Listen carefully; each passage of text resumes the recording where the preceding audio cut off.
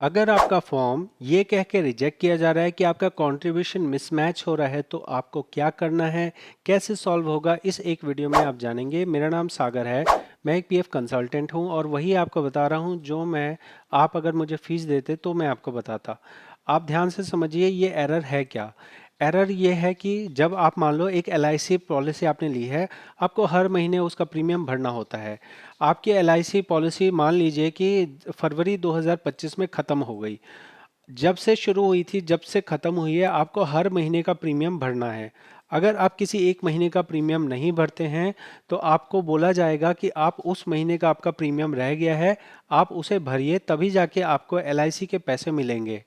इसी एग्जाम्पल को अब आप पीएफ के तरीके से समझिए कि आपका अगर फॉर्म रिजेक्ट हो रहा है, जैसा आपको यहाँ दिख रहा है कि फॉर्म रिजेक्ट हो रहा है और लिखा गया है कि date of exit is wrong as per contribution, या ऊपर लिखा है 4 मंथ कंट्रीब्यूशन नॉट शोन। तो इन दोनों का ही मतलब ये होता है कि मान लिया कि मैंने एलआईसी का एग्जांपल दिया कि फरवरी 2025 में मेरी जो है एलआईसी ख़त्म हो गई, लेकिन उसमें पैसा जो है वो नवंबर 2024 तक ही जमा हुआ है।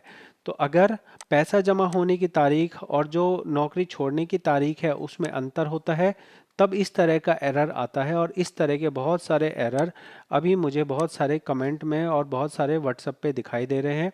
इसलिए ये वीडियो आपको बना के दे रहा हूँ कि आप खुद से अपना ये दिमाग लगाइए, क्योंकि इस काम को कंपनी के अलावा मैं ठीक नहीं कर सकता हूँ।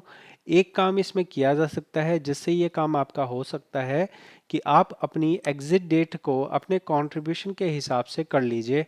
अगर आपकी एग्जिट डेट मान लिया कि फरवरी 2025 है लेकिन पैसा जमा हुआ है नवंबर 2024 तक, तो आप जॉइंट डिक्लेरेशन के अंदर में जाकर अपना डेट बदलने की कोशिश कीजिए। उस डेट को अपने कंट्रीब्यूशन से मैच करने की कोशिश कीजिए। अगर डेट बदल जाती है तो आपका कंट्रीब्यूशन और आपका पीएफ मैच हो जाएगा, और उसके बाद आप अगर विड्रॉ कर रहे हैं तो विड्रॉ भी हो जाएगा, और करेक्शन करना है, ट्रांसफ़र करना है तो ट्रांसफ़र भी हो जाएगा। तो ये तरीका है।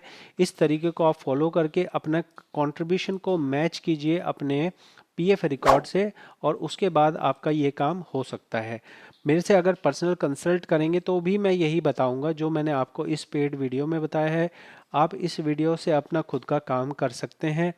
कंपनी में जाके क्या कहना है, ये कहना है कि मेरा जो एग्जिट डेट है वो ये है, पैसा जमा हुआ है इस तारीख तक।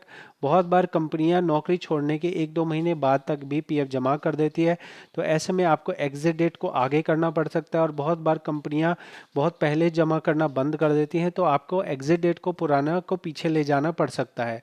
दोनों ही कंडीशन में कंपनी के सपोर्ट की ज़रूरत है। इस काम को ऑनलाइन ठीक करना बहुत ही मुश्किल है, इसलिए इसके लिए कोई भी ऑनलाइन फीस ना दें। अगर मुझे फीस देनी है तो वो कंसल्ट के लिए देनी है कि मेरी डेट क्या होनी चाहिए, इस डेट को क्या बदल के देखा जा सकता है।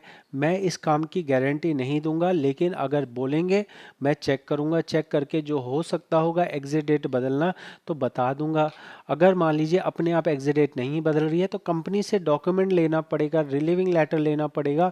फिर यहाँ करेक्शन की रिक्वेस्ट में वो रिलीविंग लेटर लगाएंगे, तब जाके कंपनी अप्रूव करेगी, पीएफ ऑफिस अप्रूव करेगा, तब जाके होगा। तो ये एक लेंदी काम है और इसमें कंपनी के ऊपर डिपेंडेंस ज़्यादा है।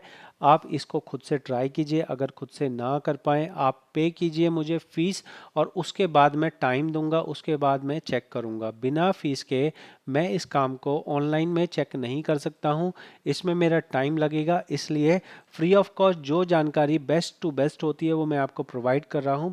आप खुद से इसमें दिमाग लगाइए और खुद से इस काम को कर लीजिए। बहुत बहुत धन्यवाद।